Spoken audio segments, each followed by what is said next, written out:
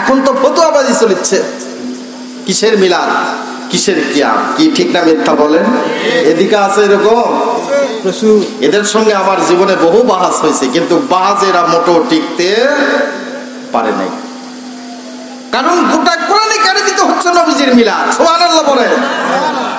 জিবরাইল ডাকিয়া বলে, ও আমেনা নেক বিবি,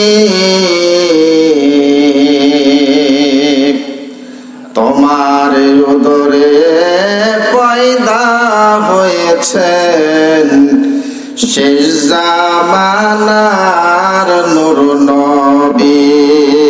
আল্লাহুম্মা সাল্লি আলা সাইয়্যিদিনা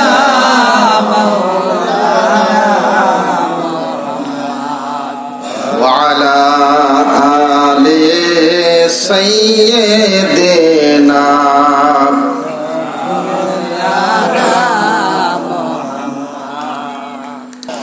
আমার ভাইরা, আমার বন্ধুগণ, তাফসীরের ভিতরে লেখা আছে আমার নবীজি যেই দিন জন্মগ্রহণ করেছিলেন, কি বারে? আওয়াজ দিয়ে বলেন, মনে আছে তো? এই সোমবার, সোমবার দিন আপনারা রোজা রাখবেন। নবীজি রোজা রাখছেন, সুবহানাল্লাহ বলেন। এবং এই সোমবারকার দিনে আপনারা মিলাদ মাহফিল করবেন। রাজি আছেন তো? এখন তো ফতোয়াবাজি চলছে, কিসের মিলাদ, কিসের কিয়াম, কি ঠিক না মিথ্যা বলেন? এদিকে আছে এরকম, এদের সঙ্গে আমার জীবনে বহু বাহাস হয়েছে, কিন্তু বাহাজেরা মোটো টিকতে পারে নাই। কারণ গোটা কোরআনে কারিমে হচ্ছে নবীজির মিলাদ। সুবহানাল্লাহ বলে। মিলাদ শব্দের অর্থ কি? জীবন বৃত্তান্ত, জন্ম বৃত্তান্ত। বৃত্তান্ত। কোরআনের ভিতরে ঈসা আলাইহিস সালামের জীবন কাহিনী নাই? ইয়াকুব আলাইহিস সালামের নাই? ইব্রাহিম আলাইহিস সালামের নাই? ঈসা আলাইহিস সালামের নাই? তাহলে আমার নবী মুহাম্মদ রাসূলুল্লাহ সাল্লাল্লাহু আলাইহি ওয়াসাল্লামের জীবন কাহিনী বললে অসুবিধা কি? কি কথা ঠিক না মিথ্যা বলেন? সুতরাং সোমবার দিনে রাসূল এই পৃথিবীতে আসলেন, নবভূমণ্ডলীতে নবীজির জন্ম হল। কুরাইশের ভিতরে এক পাদ্রী ছিলেন যার বয়স ছিল 350 বছর। কত বছর? 350 বছর। এই পাদ্রী নবীজির জন্ম রজনীতে তিনি সেই ইতিহাস দেখার পরে তাড়াতাড়ি করে তিনি চলে গেলেন কোবায়েস পাহাড়ের নিকটে। কোবায়েস পাহাড় কোনটা চেনেন না আপনারা হাজী সাহেবেরা? আল্লাহর ঘর কাবা শরীফ, কাবা শরীফের সাথে লেগে আছে হারাম শরীফ, আর এই হারাম শরীফের সাথে লেগে আছে আবু কুবায়েস পাহাড়। সুবহানাল্লাহ বলেন। তাফসীরে জালালাইনে আসছে আউয়ালু জাবালুন আবু কুবায়েস, পৃথিবীর সর্বপ্রথম পাহাড় হচ্ছে এই আবু কুবায়েস। এই জন্য আবু কুবায়েসকে বলা হয় পাহাড়ের মা। কি বলা হয়? পাহাড়ের মা ছাড়া কি সন্তান হয়? তে এই আবু কুবায়েস পাহাড়কে বলা হয় পাহাড়ের মা।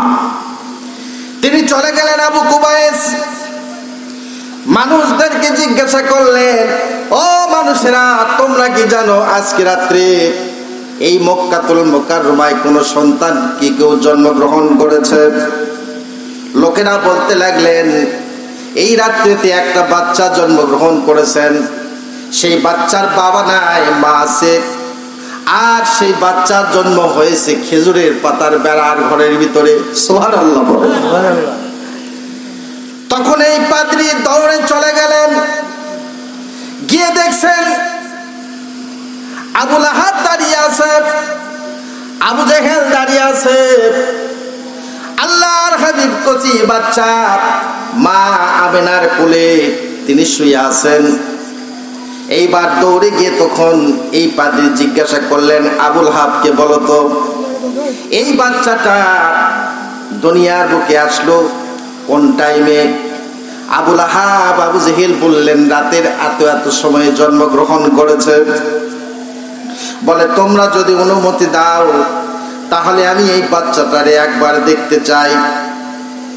এই আবেদন যখন জানালেন জেহেল অনুমতি দিলেন। আল্লাহর নবীজি তখন মার কোলে ছিলেন, মা মেনার কোলে শুয়ে অবস্থায় আছেন। পাদ্রী তখন দৌড়ে গিয়ে এক নজর দিয়ে আমার নবীজিকে দেখে বললেন, মৌলুদুহু মক্কাতান ওয়া মুহাজিরুহু ইয়াসরিব মুলকুহু বিশাম। এই বাচ্চাই হলো সেই বাচ্চা যেই বাচ্চার নাম এই দুনিয়াতে হবে মুহাম্মদ, আর আল্লাহ পাকের লৌহে মাহফুজে তার নাম লেখা আছে আহমদ। সুবহানাল্লাহ পড়েন, আওয়াজ দিয়ে সুবহানাল্লাহ পড়েন। এই কথা বলার পরে বললেন, এই বাচ্চাই সেই বাচ্চা, মক্কাতুল মুকাররমা থেকে ইয়াসরিব পর্যন্ত তিনি যাবেন, সেখানে অবস্থান করবেন। এই বলার পরে পাদ্রী এমন ভাবে কাঁদতে লাগলেন, চোখের পানি ছেড়ে দিয়ে কাঁদতে কাঁদতে একবারে বেহুশ হয়ে গেলেন। মাথায় পানি দেওয়া হলো, পাদ্রীর জ্ঞান ফিরে আসলো। আসার পরে লোকেরা জিজ্ঞাসা করলো, আপনি এরকম ভাবে কাঁদতে কাঁদতে কেন বেহুশ হয়ে পড়লেন? পাদ্রী বলতেছে, আমি কেন পড়বো না বেহুশ হয়ে? আমাদের বিশ্বাস, আমরা যত পাদ্রী আছি, আখিরি জামানার শেষ নবী যিনি হবেন উনি বনি ইসরাইল থেকে আসবেন। কিন্তু বনি ইসরাইল থেকে না আসে ওই নবী কুরাইশ বংশের ভিতরে জন্মগ্রহণ করেছে। এই আফসোসে আমি বেহুশ হয়ে গেলাম। এটার নাম হলো বাইয়িনাত। জোরে কোন সুবহানাল্লাহ। নবীজি পৃথিবীতে আসছেন, প্রত্যেকটা ধর্মীয় গ্রন্থের ভিতরে নবীজির জন্মের সুসংবাদ আছে না নাই? কি বলেন, আছে না নাই? আছে। খ্রিস্টানদের বাইবেলে আছে, he who has conferred power to attend to this religion Islam 1 hour's meditation about the creation of Allah better than 7 years of additional prayers। এমন একজন মহামানব এই পৃথিবীতে আসবেন যার কথা, যার ফজিলত 1 ঘন্টা কেউ যদি আলোচনা করে 70 years of additional prayers, 70 বছর নফল ইবাদত করলে যে সওয়াব হবে তার চাইতে বেশি সওয়াব আল্লাহ রাব্বুল আলামিন তাদের আমলনামায় লিখে দিবে। সুবহানাল্লাহ। তিনি হলেন আখিরি জামানার নবী। সুবহানাল্লাহ পড়ে। এই খ্রিস্টানদের পাদ্রী, তাদের মানে ধর্মীয় গ্রন্থের ভিতরে লেখা আছে, হিন্দুদের ধর্মীয় গ্রন্থের ভিতরে লেখা আছে, কি লেখা আছে? যাতে বিসর্বভূতে নমস্ত সেই নম নম হিতাই বিহিন্না বিতাই বিবিন্না আরব্বকুম মদনুন লং লং লা ইলাহা ইল্লাল্লাহ মুহাম্মাদুর রাসূলুল্লাহ। সুবহানাল্লাহ বলেন। তাদের ধর্মীয় গ্রন্থের মধ্যে লেখা আছে আখিরি জামানার নবী এই দুনিয়ার বুকে জন্মগ্রহণ করবেন, তার নামের প্রথম অক্ষর হবে ম। সুবহানাল্লাহ বলেন। প্রথম অক্ষর কি? তার নামের প্রথম অক্ষর হবে ম। আর তিনি মক্কা শরীফে জন্মগ্রহণ করবেন। তার প্রতি কেহ যদি একবার ঈমান আনেন, একবার ঈমান আনার কারণে লা ইলাহা ইল্লাল্লাহ দাখালাল জান্নাহ, আল্লাহ তার জীবনের সব গুনাহ মাফ করে দিয়া আল্লাহ পাক তাকে বেহেশতে পাঠিয়ে দিবে। আমরা হলাম সেই নবীর উম্মত। সুবহানাল্লাহ পড়েন। আসলে আমাদের ভাগ্য ভালো না খারাপ? আওয়াজ দিয়ে বলেন, ভালো না খারাপ? ভালো।